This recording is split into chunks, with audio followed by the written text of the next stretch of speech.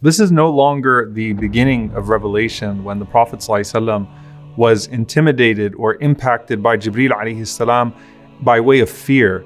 Now you're at a point where the Prophet ﷺ misses Jibreel alayhi salam. In fact, he asks Jibreel when he takes a long time to come to him, when he doesn't visit him as frequently, why is it that you don't come to me as often? وَمَا نَتَنَزَّلُ إِلَّا بِأَمْرِ رَبِّكَ. And the answer comes from the heavens that the angels are not allowed to descend. Jibreel alayhi salam is not allowed to descend except by the command of the Lord. Otherwise, Jibreel alayhi salam would always be with the Prophet sallallahu alaihi wasallam, because Jibreel loved the Prophet sallallahu alaihi wasallam and the Prophet sallallahu alaihi wasallam loved Jibreel alayhi salam.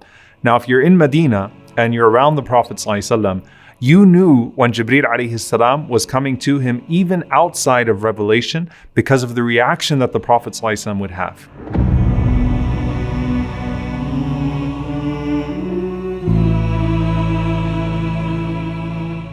Here we are in the last 10 nights, and you're hoping that you're one of those blessed people that would receive the mercy of your Lord, and that the angels will come to your home, and particularly amongst them will be Sayyidul Malaika, will be the chief of the angels, Jibreel alayhi salam. Now, the impact of that religiosity on you is to increase you in two things. قَلِيلًا مِنَ اللَّيْلِ مَا يَهْجَعُونَ وَبِالْأَسْحَارِ هُمْ يَسْتَغْفِرُونَ وَفِي أَمْوَالِهِمْ حَقٌّ مَعْلُومٌ لِلسَّائِلِ وَالْمَحْرُومِ. Right? It's supposed to increase you in praying at night, increasing in istighfar, seeking forgiveness, and increasing in charity. Now imagine the impact on the Prophet ﷺ when Jibreel alayhi salam was visiting him every single night in Ramadan. We already know what the qiyam of the Prophet ﷺ was like in the nights of Ramadan, that he would stay up all night alayhi salatu wasalam, especially in the last 10 nights. But what was the impact on the Prophet ﷺ during the day? Ibn Abbas radiallahu ta'ala anhuma, he says, كان النبي صلى الله عليه وسلم أجود الناس. He said the Prophet ﷺ was the most generous of all people. And he would become even more generous in Ramadan, حين يلقاه جبريل, when Jibreel alayhi salam would meet him, and Jibreel alayhi salam used to meet him every night in Ramadan to revise the Qur'an with him, sallallahu alayhi wasallam.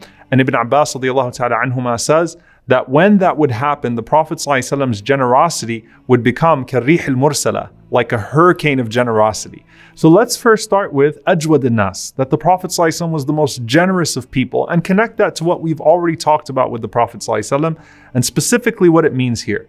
The Prophet ﷺ was the living example of a person who gives with their right hands in a way that their left hand doesn't even know it, right? That means that the right hand gives with such openness that the left hand can't restrain it, and the right hand gives with such sincerity that no one else sees it, and the only person who would know it is the one that's impacted by your generosity. Well, in the case of the Prophet ﷺ, everyone was impacted by his generosity, sallallahu alaihi wasallam, and he had an open hand and an open heart, and you would have thought that he can't get more generous than he already is. Anas ibn Malik radiallahu ta'ala anhu, he said that there was this man that came to the Prophet ﷺ, and he kept on asking the Prophet ﷺ, and the Prophet ﷺ kept on giving him, to the point that he went back to his people and he said, "Oh my people, embrace Islam, for this man Muhammad sallallahu alaihi wasallam gives وَلَا يَخْشَى الْفَقْرِ, and he's not afraid of poverty. The man has no fear of poverty sallallahu alaihi wasallam." And you'll see this, that the Prophet ﷺ would do this, especially with those whose hearts needed to be attracted to Islam a little bit further, the previous enemies of the Prophet ﷺ. So Safwan ibn Umayyah, for example, who the Prophet ﷺ gave 100 camels, and then another 100 camels, and then another 100 camels, until it was 300 camels in total. And you'll see that Bilal radiallahu ta'ala anhu, who suffered alongside the Prophet ﷺ, he describes these moments that when the Prophet ﷺ would get something, he would immediately try to dispose of it sallallahu alaihi wasallam in charity, to a point that sometimes Bilal radiallahu ta'ala anhu would get tired because of how often he was trying to run with the charity of the Prophet ﷺ and give it to those that the Prophet ﷺ had dictated it be given to. Abu Dharr radiallahu ta'ala anhu says that the Prophet ﷺ said, "If I had gold equal to the mountain of Uhud, it would not please me that any of it remain in my possession for more than 3 nights, except for that which I would need to be able to repay my debts." Sallallahu alaihi wasallam. So he preferred sallallahu alaihi wasallam to keep on giving and giving and giving and giving. Omar ibn Khattab radiallahu ta'ala anhu recounts this beautiful incident with the Prophet sallallahu alaihi wasallam, that this man came to the Prophet sallallahu alaihi wasallam and he asked him to give him something. And Rasulullah sallallahu alaihi wasallam looks around and he has nothing, right? And the Prophet ﷺ doesn't want to send him off without anything. So the Prophet ﷺ tells him, he says, look, I have nothing left, but go ahead and purchase what you need on my expense. And when I get something, then I'll go ahead and I'll pay it off. So he's even giving people credit, sallallahu alaihi wasallam, because he doesn't have anything to give at the moment. Now, obviously, Umar radiallahu anhu sees this and he doesn't want the Prophet ﷺ to be burdened with this. So he says, Ya Rasulullah, I'll take care of it. Allah has not burdened you with what is beyond your means. And the Prophet ﷺ showed in his face that he didn't like those words that Umar radiallahu ta'ala anhu said. And then a man from the Ansar said, Ya Rasulullah, anfiq wa la takhaf min dhil arshi iqlala.